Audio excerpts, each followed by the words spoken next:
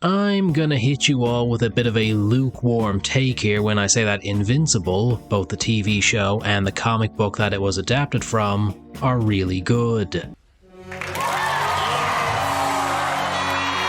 I know, I have often been called a hero for my controversial opinions, but there is quite a lot to enjoy about the series, from the humor to the diverse and memorable characters to the visceral, bloody violence. What's not to love? And while the comic book was a very solid base to start with, the TV show has notably improved on it in a few key aspects, such as improving the general pacing, sanding away some of the more awkward and dated elements from the early chapters in the comic book, and generally tightening the story in just about every major respect.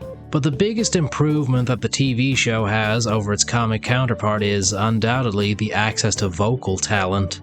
And while just about everyone on the voice cast is amazing in their own right, that's what getting access to Lex Luthor's money will do for your animation, there's one guy who kinda stands head and shoulders above just about everyone else. Again, pretty impressive when you consider how damn good most of the voice actors in the show are, but J.K. Simmons, man, that guy just knocks it out of the park.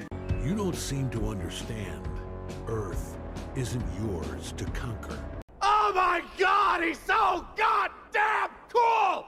I guess it's kind of to be expected. I mean, J.K. Simmons gives 110% to just about every role he's ever done over his very long, storied career. It takes a considerable amount of talent to be able to jump between being pleasant and charming to terrifyingly angry to deeply sorrowful and repentant, but Simmons is the kind of actor who can easily jump between these various extremes.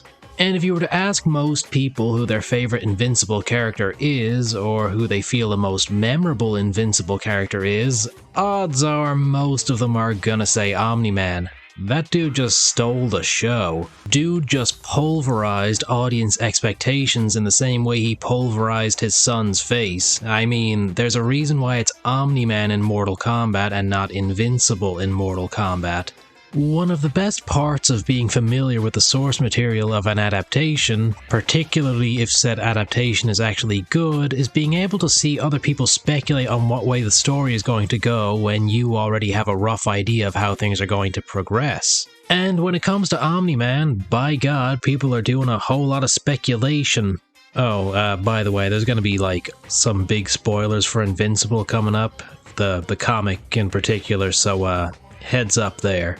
I know a fair few people in real life, yes, I do talk to people outside of my microphone, who are convinced that Omni-Man was going to be the big bad of the whole series, that the whole plot was going to be about Mark training to get strong enough to actually beat Nolan. I suppose it's easy to see why someone would get the impression that Nolan was going to remain an antagonistic force in the whole series, considering the first season contained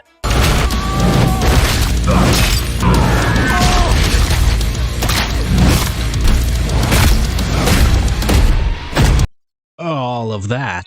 So imagine their shock when episode 4 of season 2 rolled around and it seemed like Invincible was laying the groundwork for an honest-to-God Omni-Man redemption arc. The same guy who, only a few episodes previously, was using his son as an indestructible blender on a train full of people.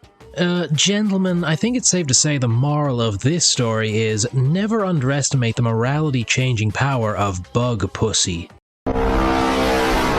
Of course, this wasn't really any great surprise to anyone who was familiar with the comic book. In fact, while Omni-Man is the villain for the first part of the story, in the grand scheme of things he spends much more time in a heroic role than he does as an antagonist. He never becomes a full-on superhero again, but even so, it's a very difficult redemption arc they're going for, and I think the TV show is going to have an even tougher time really sticking the landing with said redemption arc. Oh, make no mistake, Nolan was definitely a bastard in the comic, but the thing about the TV show is that they went the extra mile to have him be extra cruel and vindictive towards Mark when they were fighting. Like with the aforementioned pain train sequence, or when he pulped that dude's brains right in front of Mark's eyes and just splattered a whole lot of brain goo into his mouth. I guess the plan was to just keep inflicting mental trauma on Mark until he just eventually factory reset set and was totally cool with conquering the planet. Seems to have worked in a few of the universes anyway. And yet, for as horrible and cruel as a lot of Nolan's actions are, it's hard to say that he's just a totally evil monster. There's a great deal of complexity going on beneath the skin there. And just about every exchange of dialogue that Nolan has, once he starts being candid with Mark, it says a whole lot about who he is and what he believes. It's been noted plenty of times in the past by plenty of people, but Nolan is less trying to convince Mark than he is trying to convince himself when he's busy beating the snot out of his son. During their fight, he just goes on and on about how pointless it is to try and resist the Viltrumite Empire. That's why we're here. To keep them from resisting, to show them how wrong they are, how pointless it is, that they can be a part of something bigger. Or die. Not because he's some die-hard believer in the system anymore, he kind of can't be because humanity has infected his morality so deeply. He calls it pointless to resist because, as far as he's concerned, it would be pointless to resist. Whatever he may want or feel, or if he tried to rebel, it wouldn't really matter because the Empire would just kill him and then carry on his work without him. After all, the Empire did sick an honest-to-God hit squad on his ass the literal second they found out that he'd abandoned his post. Why didn't he just tell Mark the truth right from the get-go and then they'd team up to fight the other Viltrumites? Is he stupid? Am I stupid? Perhaps. Well, we got a pretty good idea of what the hit squad were capable of. If Nolan had to fight all three of them at the same time, he probably would have lost pretty damn quickly, so yeah, again, it would have been pointless in his eyes to even attempt to resist. It wouldn't have amounted to anything. But despite everything that Nolan's done to him, when push comes to shove, Mark just won't break. He won't side with his dad and help him take over the planet, and Nolan can't bring himself to go all the way and actually kill Mark.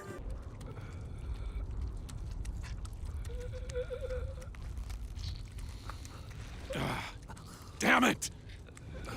It's pretty clear that Nolan ultimately hoped that Mark wouldn't develop any powers, that both he and Debbie would live out full lives as humans and then die happily of old age while Nolan's immortal ass was still hanging around. And once they had both passed, Nolan would theoretically be capable of carrying out his mission in full without the risk of being emotionally compromised again. But of course that didn't happen, and instead Omni-Man found that he had been corrupted by humanity so deeply that there was finally a line he was unwilling to cross. There's not a doubt in my mind that this woman gives absolutely phenomenal head. Round of applause for Debbie, everyone. She inadvertently saved the whole planet. It's that inner conflict that helps to make Omni-Man such a deep and fascinating character to look at. To see a guy who's lived for centuries in a culture of ultra-violent, eugenics-obsessed maniacs faced with something as simple as basic familial love and watch it absolutely goddamn bewilder him. But ultimately, he finds that he does have the courage to stand up to the Empire no matter the consequences, because he finds that he's grown to love these people so much that he'd rather die than kill them. To be able to watch this development unfold right before our eyes and have it feel actually believable, yeah, it's pretty great. Why? Why do I care about them? You don't understand! I'm not supposed to feel this way! How is this better? Especially when you start to realize the extent to which Nolan is willing to go if it means defying the Empire and protecting those closest to him. Mark, listen, you've got to subscribe to my OnlyFans. All the answers are in there, Mark. Of course, the fact that Nolan eventually grew a conscience after untold centuries spent murdering people, to say nothing of all the crimes we saw him commit on screen, doesn't magically absolve him of anything. But the thing is, redemption arcs aren't really meant to be quick or easy. They're supposed to be lengthy processes in order to make them feel genuine, and that's something that a lot of writers can't quite grasp. From my own personal experience, a lot of redemption stories tend to go like this. You have a character who does terrible, awful things just non-stop for a large portion of the story. And then said character is betrayed or has a sudden attack of conscience or what have you and decides to change sides or do one good deed. And then said character proceeds to do one good deed and dies or whatever, and the narrative acts as if they're totally redeemed because they did one single good thing. I know fictional stories aren't meant to be reflective of reality, but could you imagine if there was some criminal who set fire to 9 orphanages and then when he's burning down the 10th orphanage he suddenly felt bad about it? So then, he runs into the burning building, saves a single orphan, and then dies immediately after, and everyone around him is like, he was such a good man. I mean, yeah, it's cool that you saved that one person, but you still killed a shit ton of other people, my guy. That's what a lot of redemption stories end up feeling like these days. But fortunately in Nolan's case, the show is certainly going the long and hard route when it comes to his redemption. I'll kill you for what you did to these people. That much is obvious from how complicated and messy his relationship with Mark has become. I mean, when they meet up again, Mark is absolutely torn up and just doesn't really know how to feel. After all, his dad was his hero, the guy that he wanted to grow up to be like, and only a few weeks ago he'd been beaten into a bloody coma by the guy. Mark doesn't just instantly forgive his dad or anything, but circumstances kind of push them to working together, and it's likely the show is going to give them a fairly similar dynamic to what the comic had. And while Nolan's relationship with Mark is likely going to remain unchanged from the source material, the one thing I'm very curious about how the show is going to handle is his relationship with Debbie going forward. One of the most controversial aspects of the comic book, not the most controversial aspect of the comic book, we don't talk about that woman, is that Nolan and Debbie eventually get back together, which is wild to think about considering all the things Nolan has done and all the crimes that Debbie is aware of. And I feel like if the show wants to go down a similar route, they're going to have an even tougher time selling audiences on the idea that these two would ever get back together considering how certain events have been portrayed so far. In the show's continuity, Debbie basically had a front row seat for a lot of Nolan's atrocities, watching them with her own 2 eyes, and even deadass heard the man call her a pet.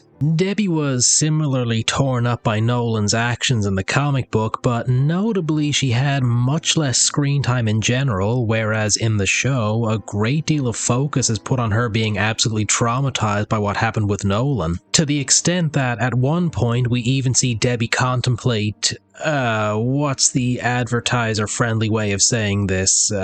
Taking an Olympic high dive onto the asphalt. Given how much harsher the reaction has been for Debbie in the show when compared to the comic book, it's hard to imagine that the show would attempt to get her and Nolan back together romantically. It certainly provides a fairly interesting wrinkle in what's meant to be Nolan's redemption arc, to see how that part of the story is going to be adapted, if adapted at all. But hell, I've got faith in the showrunners, which is a rare thing to say in this day and age, so I'm definitely excited to see where they're going to go with Omni-Man's character whenever Season 2 resumes.